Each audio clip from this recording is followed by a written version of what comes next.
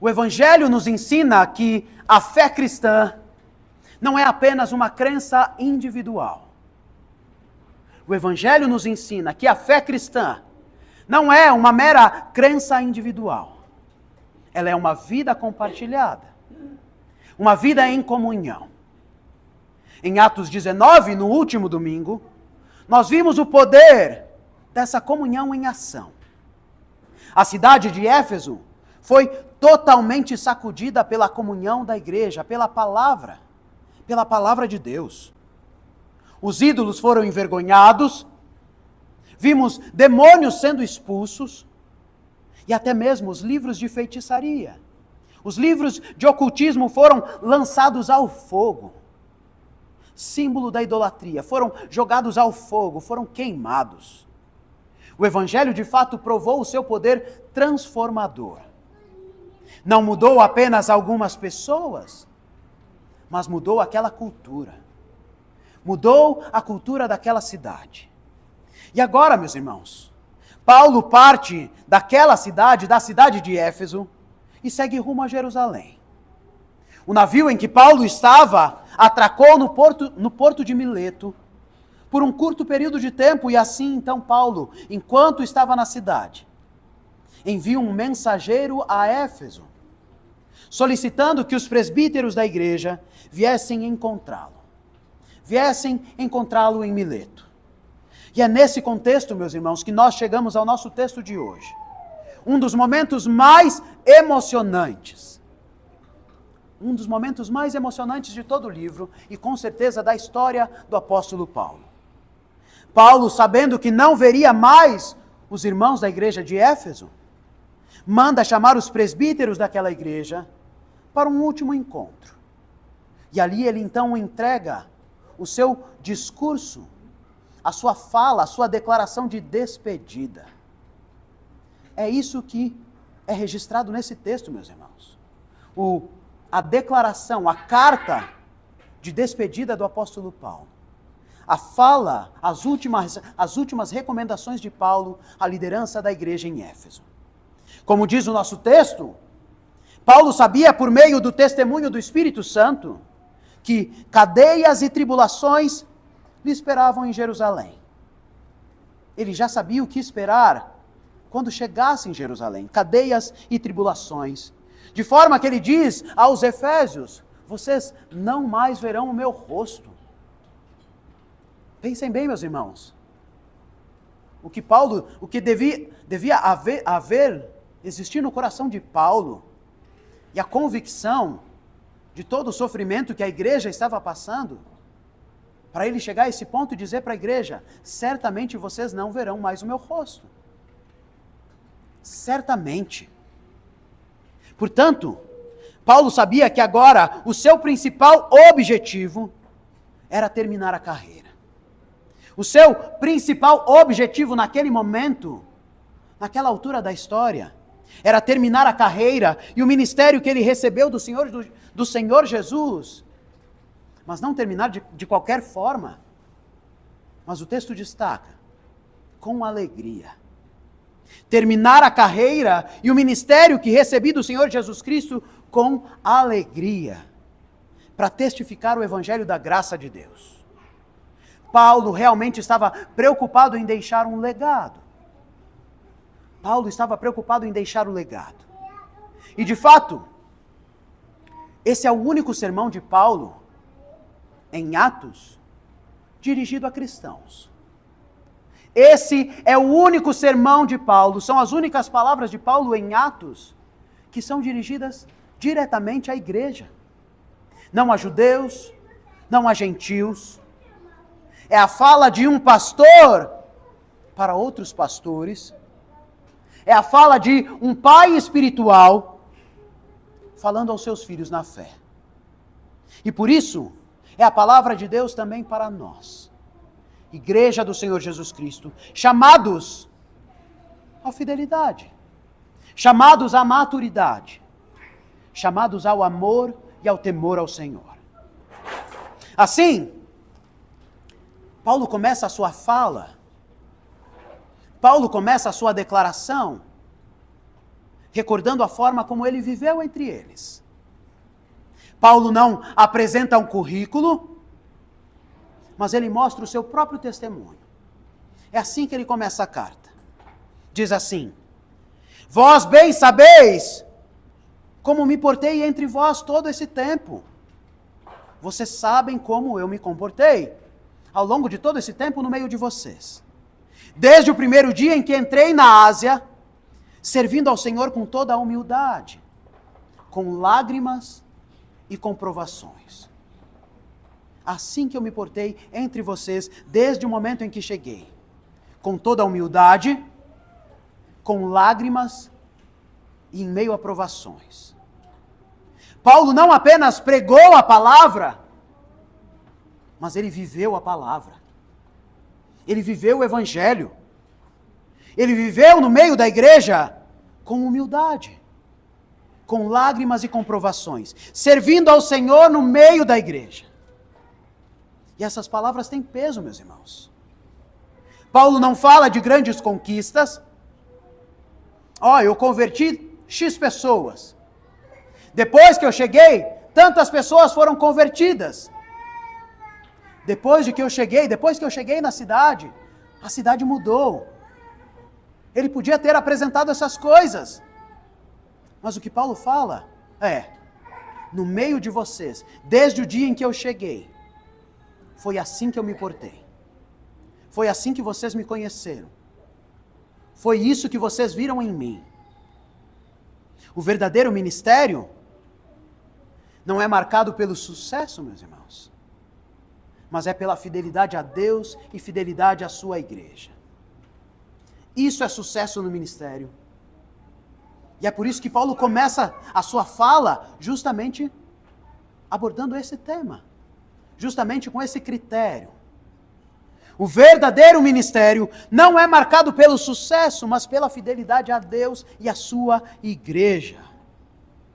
E assim Paulo também recorda: nada deixei de vos anunciar, tudo quanto era proveitoso. Tudo que era proveitoso para vocês, eu anunciei. Essa é a consciência, meus irmãos. A consciência de um atalaia, como vemos em Ezequiel capítulo 3. Um atalaia era um sentinela, um guarda de um reino, que ficava numa alta torre, fazendo o quê? Alertando sobre perigos e ameaças. É isso que fazia um atalaia. E nós vemos em Ezequiel 3. Um atalaia era um sentinela, um guarda de um reino que ficava numa alta torre, alertando o reino sobre os perigos e ameaças que estavam se aproximando. E lá em Ezequiel também, a Bíblia diz que se o profeta se cala diante dos pecados do povo, ele se torna culpado dos pecados deles. Se um profeta se cala diante do pecado do povo, ele se torna culpado. Culpado também. Mas aquele profeta que fala fielmente, ainda que o povo não ouça, e Ezequiel deixa isso claro, o profeta que fala fielmente, de acordo com a palavra de Deus, ainda que o povo não ouça, este livrou a sua alma. Este livrou a sua alma. E Paulo aplica esse mesmo princípio a si mesmo. Estou limpo do sangue de todos. Jamais deixei de vos anunciar todo o desígnio de Deus. Jamais deixei de anunciar a vocês. Estou limpo do sangue de todos. Paulo nunca se omitiu nem diante daquilo que era impopular. Ele não adulterou a mensagem para agradar homens, para evitar problemas, para alcançar sucesso. Paulo pregou arrependimento e fé. Paulo pregou arrependimento e fé, os dois lados inseparáveis da fé cristã. Arrependimento e fé. Sem isso não existe fé cristã. Sem isso não existe cristianismo, não existe igreja do Senhor Jesus Cristo. Paulo destaca que o arrependimento é voltado para Deus, uma vez que Ele é o supremo legislador, que nós ofendemos. A Ele nós ofendemos quando nós pecamos. A Ele nós ofendemos quando nós transgredimos a lei. Não é apenas os nossos irmãos, não é apenas a nós mesmos, mas quando nós pecamos, nós ofendemos ao Senhor. E essa deveria ser a nossa preocupação maior, meus irmãos. Maior do que ser descoberto por alguém. Maior do que causar dano a alguém. Nós deveríamos estar certos que estamos ofendendo ao Senhor. E Paulo deixa isso claro. Arrependimento voltado a Deus. Porque Ele é o supremo legislador. Ele é o nosso Criador, a quem nós ofendemos com os nossos pecados. Enquanto a fé é voltada a Cristo, que é o nosso Salvador, aquele que nos resgata, o único mediador capaz de nos reconciliar com o próprio Deus. Essas duas realidades formam o centro da mensagem da igreja, o centro da mensagem apostólica. Arrependei-vos para com Deus e crede no Senhor Jesus Cristo. Quer saber como pregar o Evangelho? Não sabe pregar o Evangelho? Tem medo de pregar o Evangelho para as pessoas? Arrependei-vos para com Deus. Você transgrediu a lei de Deus que te criou para a sua glória. Você se rebelou contra o seu Criador. Creia no seu Filho, creia no Senhor Jesus Cristo. Arrependa-se e creia no Senhor Jesus Cristo. O Filho de Deus enviado, encarnado. Creia no Senhor Jesus Cristo. Assim, Paulo estava pregando o Evangelho completo. Arrependimento que humilha o homem, arrependimento que nos humilha, nos constrange, mas fé que exalta a Cristo. Fé que nos exalta com Cristo. Por isso, ele se declara livre de culpa. Porque ele pregou toda a verdade, mesmo as partes difíceis e incômodas, que nos exigem arrependimento. Paulo pregou mesmo as coisas difíceis.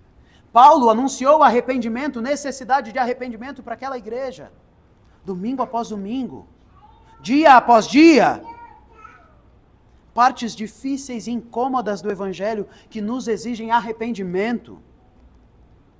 Meus irmãos, uma igreja madura é aquela que ama toda a palavra de Deus. Não apenas as partes confortáveis. Não apenas os trechos inspiradores, os trechos encorajadores que viralizam nas redes sociais. Uma igreja madura não vive de trechinhos de sermões nas redes sociais. Ela vive da palavra de Deus e toda a palavra. Uma igreja madura ama a palavra simplesmente porque sabe que se ela é palavra de Deus, ela é boa. Ela é boa porque o nosso Deus é bom. Ele é bom conosco. De fato, uma igreja madura reconhece que ser confrontado pelos seus pecados, visando arrependimento em Jesus Cristo nosso Senhor. Uma igreja madura reconhece que ser confrontado pelos seus pecados, visando arrependimento, na verdade esse, meus irmãos, é o maior encorajamento que você pode receber. Esse, meus irmãos, essa é a maior inspiração que você pode receber. Se você não é encorajado pela palavra que te diz se arrependa e viva uma nova vida para Jesus Cristo, se você precisa mais do que isso, você está querendo mais do que Jesus. Você está querendo mais daquilo que você realmente precisa. Você está só criando uma desculpa. Essa é a verdade. Uma igreja madura, um crente maduro, reconhece que ser confrontado pelos seus pecados, visando o arrependimento em Cristo Jesus, é sim o maior encorajamento e a maior inspiração que nós podemos receber. É sim. Assim, meus irmãos, Paulo então se volta aos presbíteros da igreja, mas também a cada um de nós que cuidamos, devemos cuidar uns dos outros. E ele diz assim: olhai por vós mesmos, em primeiro lugar. Cuidem de si. E por todo o rebanho, sobre o qual o Espírito Santo vos constituiu bispos, para pastoreardes a igreja de Deus, a qual ele comprou com o seu próprio sangue. Aqui, meus irmãos, está uma das declarações mais profundas do Novo Testamento. Pastoreai o rebanho de Deus, sobre o qual o Espírito Santo vos constituiu bispos. Pastoreiem, a qual ele comprou com o seu próprio sangue. Foi assim que Jesus Cristo, assim que Deus comprou a sua igreja, com o seu próprio sangue. A igreja não é uma associação voluntária, a igreja não é um clubinho, a igreja não é uma confraria, ela é posse de Deus. Ela é povo de Deus. Ela foi adquirida com o sangue do Filho de Deus. Isso é a igreja. Essa é a igreja. Não é uma associação voluntária, não é um clubinho, não é uma confraria. É um povo que é posse de Deus, adquirida com o sangue do Filho encarnado. Portanto, meus irmãos, esse é o terror. Esse é o terror de estar à frente de uma igreja. Esse é o terror de fazer parte de uma igreja. Você faz parte do povo comprado pelo sangue do Senhor Jesus Cristo. Você está reunido com o povo que foi comprado com o sangue do Senhor Jesus Cristo. Não foi comprado com dinheiro. Não foi comprado com o aluguel do auditório. Foi comprado com o sangue de Cristo. É aqui que nós estamos. Não é mera tarefa administrativa, mas é um ato espiritual. Quem toca o rebanho de Cristo, toca aquilo que o Pai mais ama. Toca aquilo que o Pai mais ama. Pensa num pai, especialmente um pai de menina, quando alguém faz algum mal para a sua filha. E eu já me preparo. Ou melhor, que eles estejam preparados, né? Mas pensem. Pensem num pai. Como ele zela pela saúde da sua filha. De forma que, se alguém causa algum mal à sua filha, esse pai simplesmente enlouquece. Eu até compartilhei com os homens uma citação de Lutero, que é pesada, mas ele fala: se alguém entrasse na minha casa e encostasse a mão na minha esposa ou na minha filha, na sua filha, eu entregaria o espírito desse homem e eu atacaria o seu corpo. E aí Lutero fala, e eu o mataria ou daria uma forma. É isso que eu faria. Porque eu, como homem, como pai, é isso que eu devo fazer. E quando os magistrados não fazem o seu papel, não cumprem o seu papel, é isso que eu, como homem, preciso fazer. Não é mera tarefa administrativa. Imaginem a igreja, comprada com o sangue do Filho. Quem toca o rebanho de Cristo, toca aquilo que o Pai mais ama. E é digno de nota que Paulo usa dois termos distintos e que geram certa briga dentro da igreja: presbíteros e bispos. Mas Paulo usa de maneira intercambiável. vocês são presbíteros, vocês são bispos que devem pastorear a igreja. Mostrando que se trata do mesmo ofício. Líderes espirituais que devem cuidar, devem supervisionar o rebanho. E o fundamento do cuidado também é o mesmo. A igreja pertence a Deus. A igreja não pertence ao pastor. A igreja não pertence à denominação. A igreja pertence a Deus. Pertence a Jesus Cristo. Foi comprada com o próprio sangue do Senhor. Não foi com o meu sangue não vale nada. Foi com o sangue de Cristo. Nada é mais precioso aos olhos de Deus. Nada é mais precioso aos olhos de Cristo do que a sua igreja, a sua noiva. Por isso, todos aqueles que fazem parte dela, todos aqueles que servem a ela, devem fazê-lo com temor e tremor. Todos aqueles que fazem parte dela, e acima de tudo, todos aqueles que servem a ela, devem fazê-lo com temor e tremor. E por isso Paulo ainda adverte: sei que depois da minha partida, lobos vorazes entrarão no meio de vós. Sei que depois da minha partida, lobos vorazes entrarão no meio de vós, e ainda mais, dentre vós mesmo se levantarão homens falando coisas perversas, para arrastar discípulos após si. Vejam só, a ameaça mais uma vez não vem apenas de fora, mas ela vem de dentro.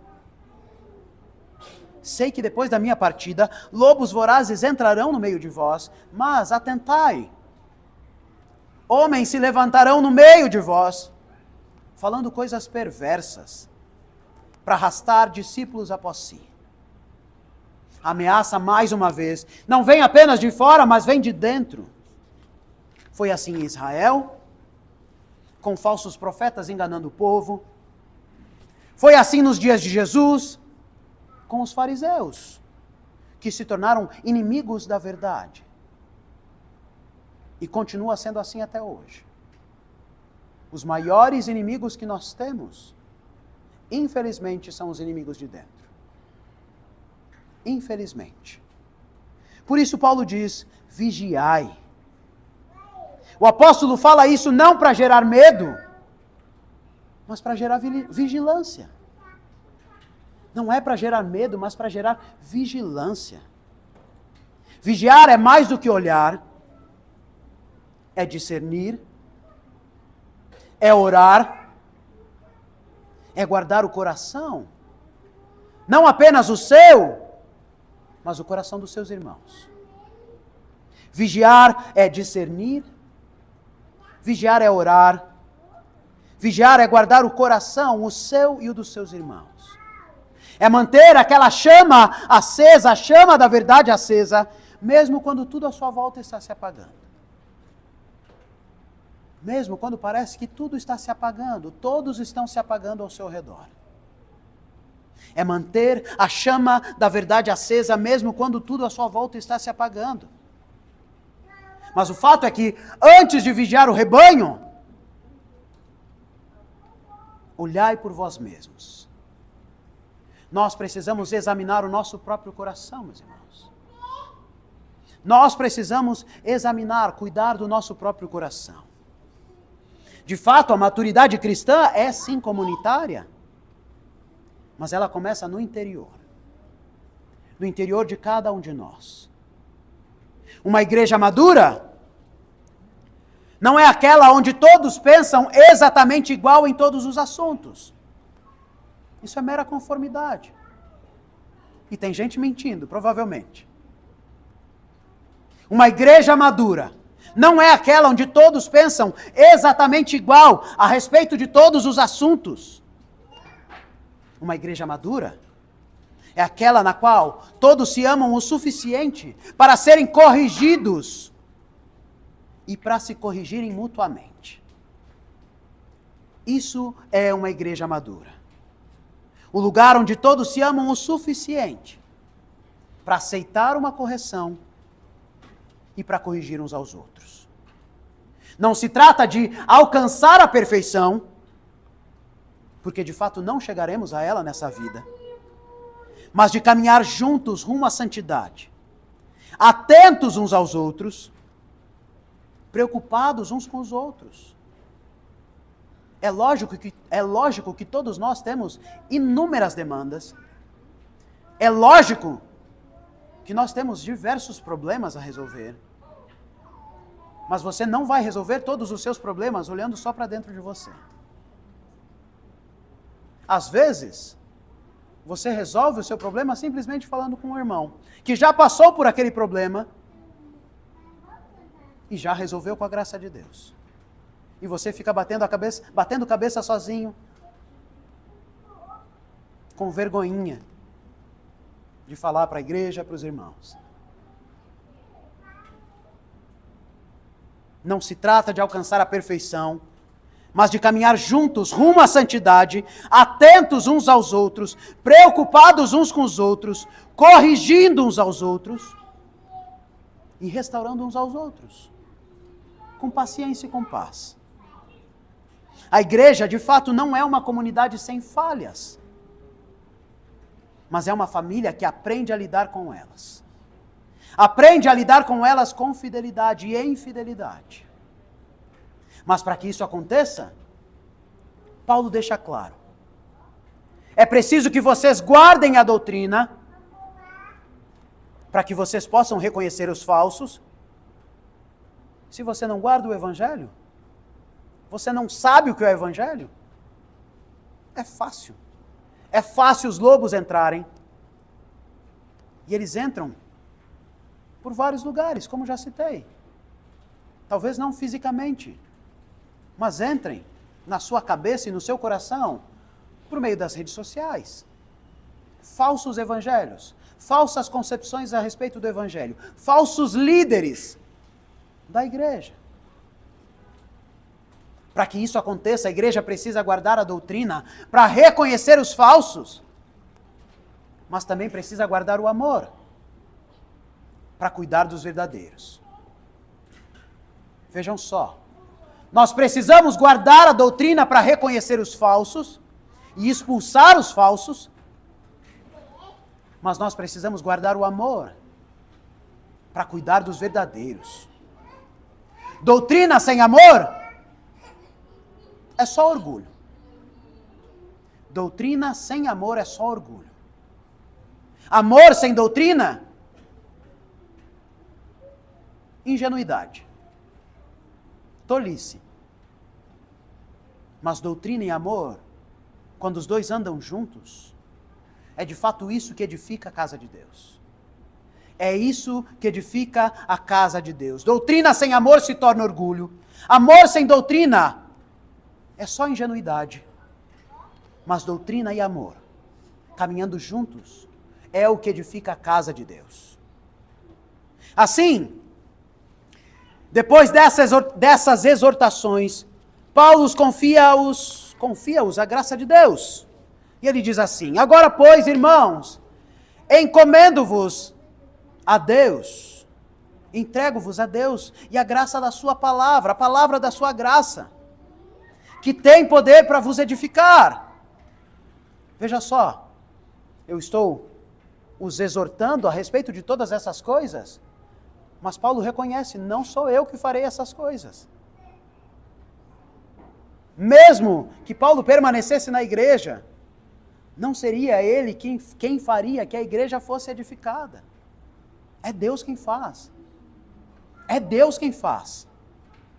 Agora, pois, irmãos, encomendo-vos a Deus e a palavra da sua graça, que tem poder para vos edificar e dar herança entre todos os santificados. A força da igreja não está em técnicas, não está em estratégias, está na graça. É a graça que edifica, é a graça que sustenta, é a graça que dá herança. A palavra da graça é o instrumento pelo qual o Espírito Santo mantém o povo de Deus unido e maduro. A palavra da graça É um instrumento pelo qual o Espírito Santo mantém o povo de Deus unido e maduro. E Paulo então fala do seu exemplo prático, vivendo debaixo dessa graça. E ele diz assim: de ninguém cobicei a prata, nem o ouro, nem o vestuário. Enquanto estive com vocês, preguei tão somente a palavra e nunca cobicei nada de ninguém. Nunca cobicei ouro, prata, nem mesmo as roupas de ninguém. Vós mesmos sabeis que essas mãos serviram as minhas necessidades e as dos que estavam comigo. Paulo pregava o evangelho. Paulo cuidava da igreja. Paulo não cobiçava nada de ninguém, pelo contrário, ainda trabalhava. E ainda ajudava os irmãos que estavam com ele. O apóstolo era um homem livre. Livre da cobiça, livre do desejo de status, livre da dependência dos homens. Ele trabalhava com as próprias mãos para sustentar a si e os seus companheiros. Aqueles que o acompanhavam em viagem, aqueles que acompanhavam na missão. Talvez Paulo trabalhava até mesmo para evitar aquele falatório. Paulo evitava. Mas o ponto é que, ao fazer isso, Paulo ensinava que é mais bem-aventurado dar do que receber, meus irmãos. Pelo seu estilo de vida. E Paulo apela a isso desde o início da sua fala. Vocês me conhecem, vocês sabem como eu vivi no meio de vocês. E agora ele está trazendo esses fatos. O ponto é que, ao fazer isso, Paulo ensinava que é mais bem-aventurado dar do que receber. De acordo com as palavras do Senhor. E de fato, essa frase, mais bem-aventurado é dar do que receber, é uma frase curiosa. Porque nós não vemos em lugar nenhum nas Escrituras. Em lugar nenhum das Escrituras está essa frase atribuída a Jesus. É um daqueles ditos de Jesus, preservados pela própria igreja, pela própria tradição, pelo povo. Algo que nós chamamos de ágrafa, mas que manifesta perfeitamente o senhorio do Senhor. Mais bem-aventurado é dar do que receber. A generosidade é a marca do discípulo maduro.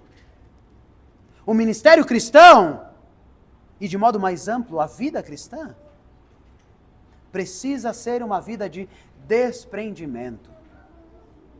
A vida cristã madura precisa ser uma vida de desprendimento. Uma vida de desprendimento. Enquanto o mundo mede sucesso por aquilo que nós acumulamos, e não falo apenas de dinheiro, mas de tempo, você precisa ter um tempo para você. Você precisa ter, daqui a pouco vai surgir algum especialista dizendo que você precisa ter 24 horas por dia para você. Na verdade é isso que eles pregam. O que importa é você. Dane-se os outros.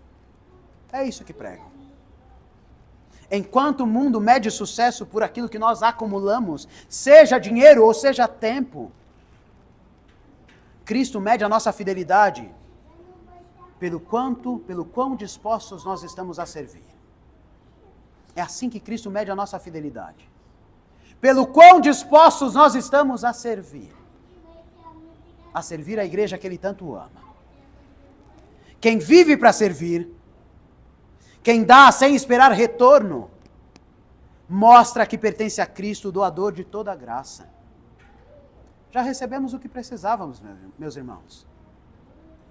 Já temos abundantemente tudo aquilo que nós precisávamos. Por que corremos tanto? Por que focamos tanto em coisas que não são eternas?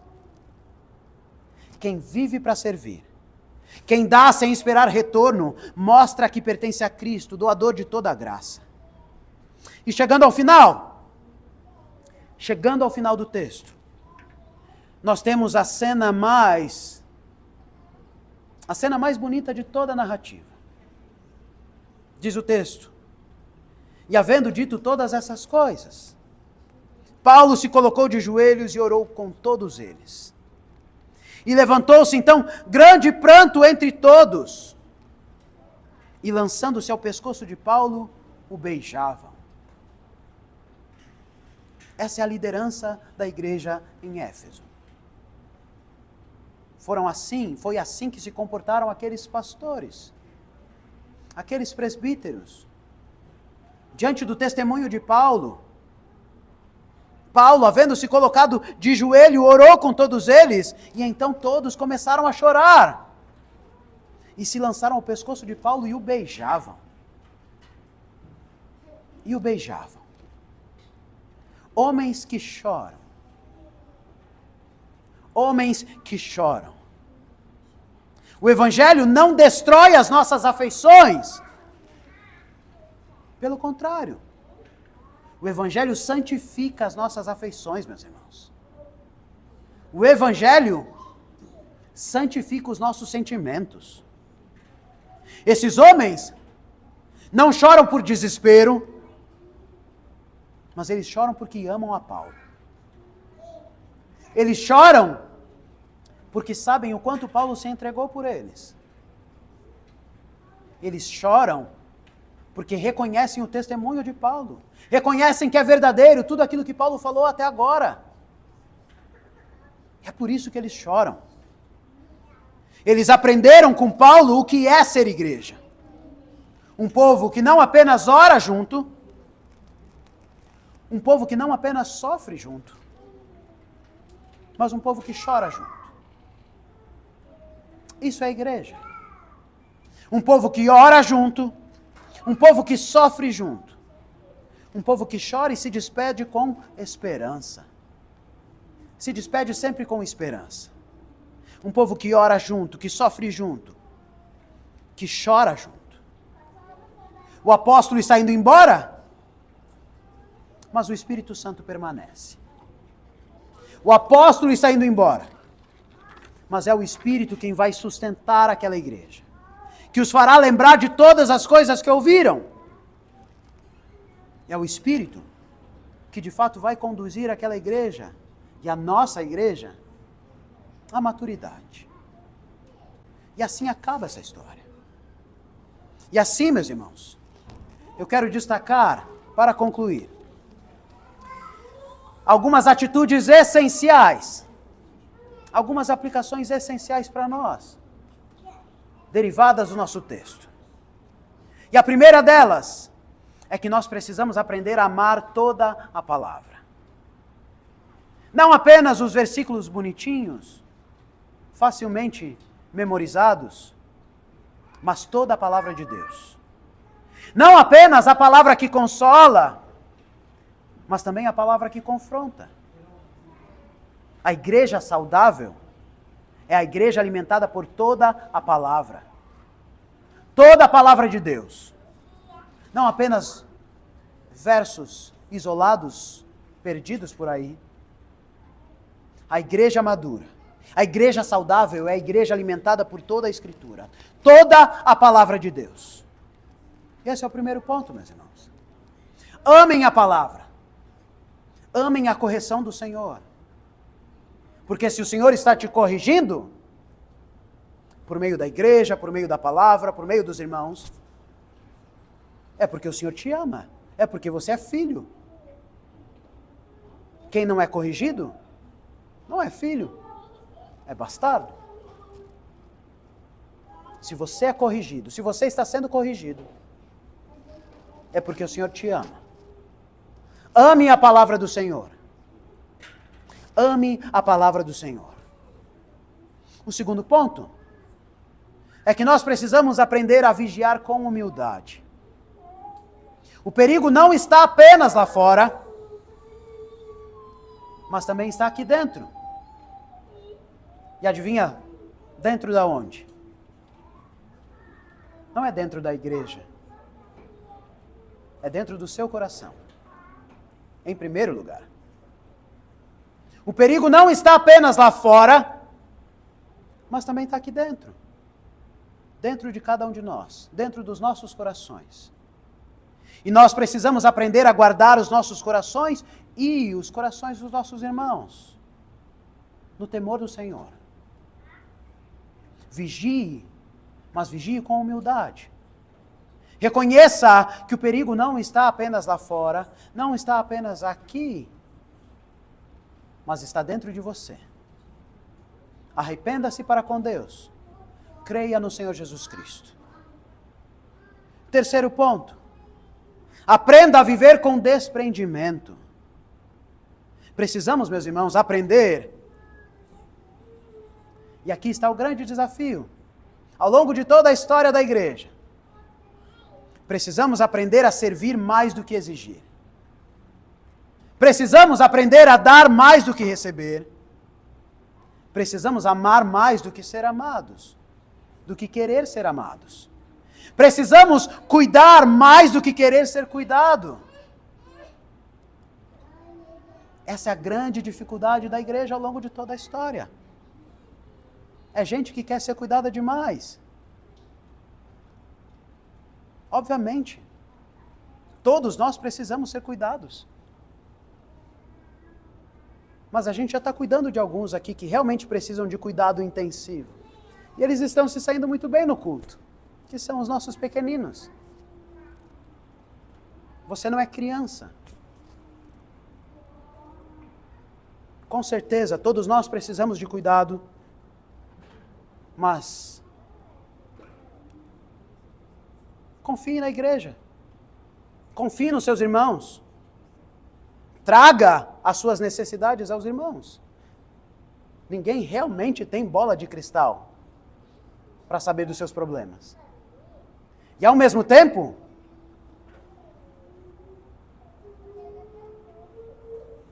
esse fica para o quarto ponto. Já vou falar. Mas de fato, meus irmãos, nós precisamos aprender a cuidar mais do que querer ser cuidados. Essa é a bem-aventurança de Cristo. Obviamente, temos entre nós novos na fé, que vão de fato exigir mais cuidado. Não é sobre isso que eu estou falando. Estou falando sobre você se portar como um adulto e encarar os seus problemas, reconhecer os seus problemas e trazer os seus problemas. É sobre isso. Precisamos aprender a servir mais do que exigir, dar mais do que receber, amar mais do que ser amados e cuidar mais do que nós queremos ser cuidados. Essa é a bem-aventurança de Cristo. E o quarto ponto, atrelado a esse, é que você não precisa, nós precisamos aprender a chorar, a rir e a orar juntos. Você não precisa ter vergonha de chorar no meio do povo de Deus. Às vezes é mais fácil chorar para o terapeuta, na frente da TV, lendo algum livro. Aprenda a chorar no meio do povo de Deus, como o povo de Deus. Lembrando, aqui são pastores, não são crianças, não são as mulheres da igreja, são os pastores da igreja que choram em meio à despedida de Paulo, por tudo aquilo que Paulo fez. E eles choram e se jogam no pescoço de Paulo, o texto deixa isso muito claro. Beijam, abraçam. É assim que aquela igreja se porta. Não tenha vergonha de chorar no meio do povo de Deus. Não finja ser forte. Nós sabemos que você não é.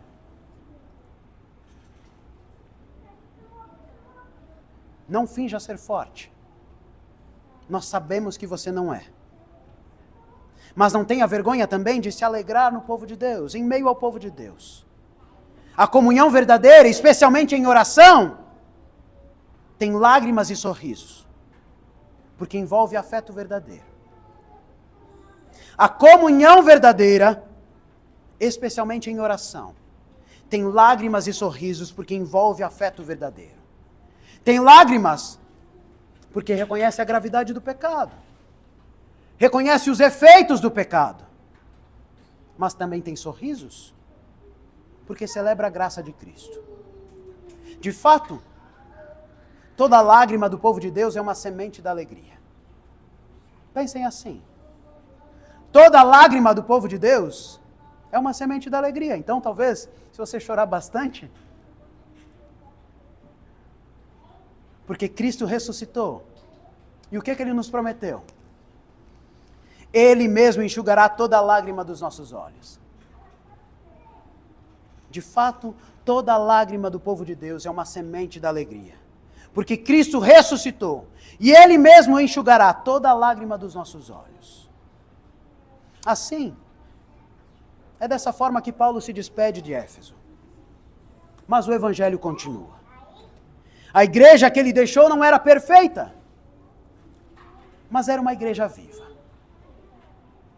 A igreja que Paulo deixou em Éfeso não era uma igreja perfeita, mas era uma igreja viva. E uma igreja viva é aquela que busca a maturidade permanecendo firme na palavra, permanecendo vigilante na fé, permanecendo generosa no serviço e, principalmente, permanecendo sincera no amor. Uma igreja viva é aquela que busca a maturidade, permanecendo firme na palavra, vigilante na fé, generosa no serviço e sincera no amor. Portanto, meus irmãos, busquemos essa maturidade também. Não para que nós sejamos perfeitos, mas para que nós sejamos vivos. Pois são esses servos vivos que, como Paulo, conseguem deixar um legado para a eternidade. São esses servos vivos. Busquemos essa maturidade, não para sermos perfeitos, mas para sermos vivos. Pois são esses servos vivos como Paulo, que deixam o legado para a eternidade. Deixemos um legado, meus irmãos. Deixemos um legado na igreja do Senhor Jesus Cristo. Cristo ama a sua igreja. Ame-a também. Você faz parte dela. Você é amado também. E que a paz de Deus, que excede todo o nosso entendimento, guarde os nossos corações e as nossas mentes em Cristo Jesus. Em nome do Pai, do Filho e do Espírito Santo. Amém.